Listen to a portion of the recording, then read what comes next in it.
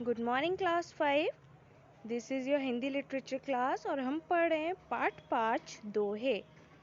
तो पिछली क्लास में हमने दोहे पढ़े थे और आज हम करेंगे शब्द अर्थ। तो आ जाते हैं शब्द अर्थ पर। पहला शब्द है काल। काल का अर्थ होता है कल। नंबर 2 बहुरी, अर्थ फिर।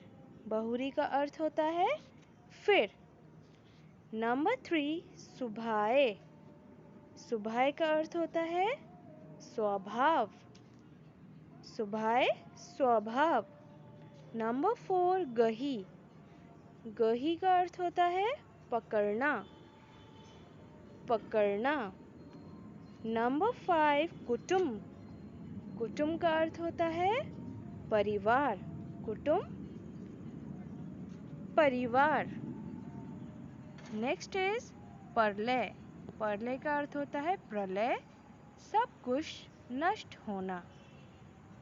प्रलय अर्थ है प्रलय, सब कुछ नष्ट होना। नेक्स्ट सुमिरन। सुमिरन का अर्थ है याद। सुमिरन याद। सार। सार का अर्थ है किसी पदार्थ का मुख्य भाग। सार अर्थ किसी पदार्थ का मुख्य भाग। लास्ट शब्द है थोथा, जिसका अर्थ है हल्का खोखला। थोथा हल्का खोखला। नंबर 1 काल कल।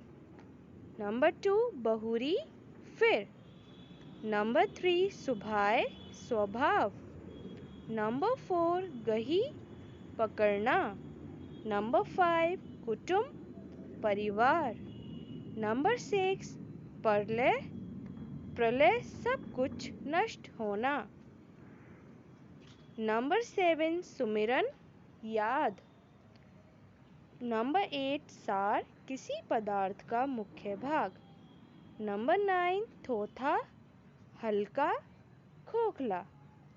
तो ये थे शब्द अर्थ। अब आते हैं नेक्स्ट एक्सरसाइज पर।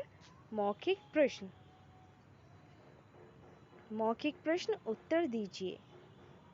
प्रश्न 1 कवि ने अपना काम तुरंत पूरा करने के लिए क्यों कहा है?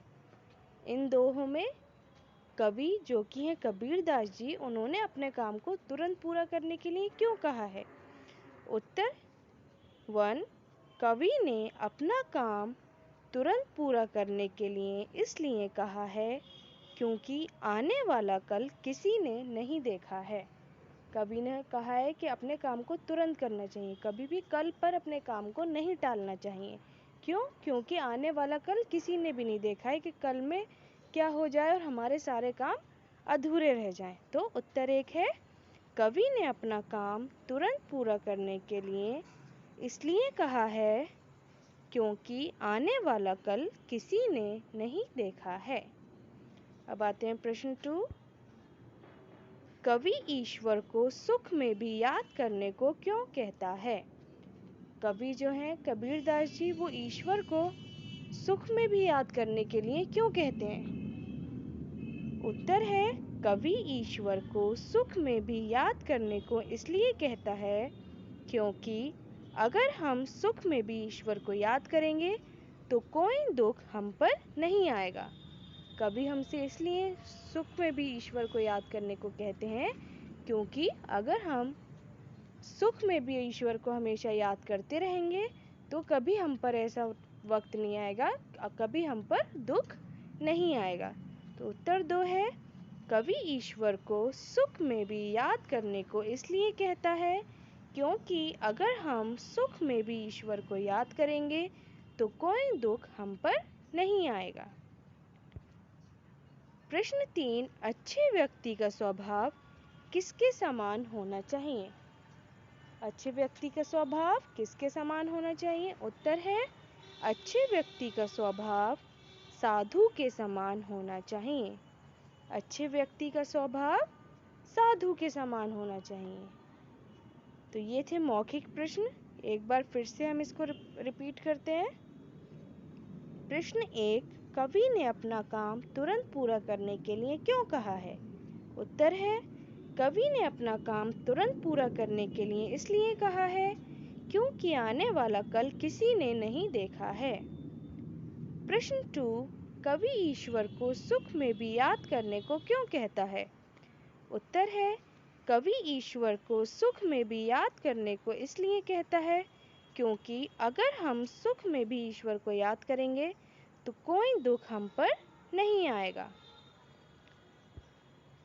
उत्तर 3, अच्छे व्यक्ति का स्वभाव किसके समान होना चाहिए?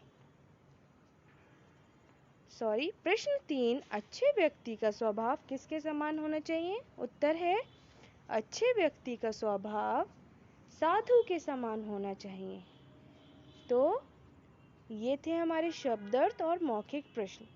इसको आप अपनी हिंदी लिटरेचर की नोटबुक में करेंगे अच्छी हैंडराइटिंग में। Okay class, thank you.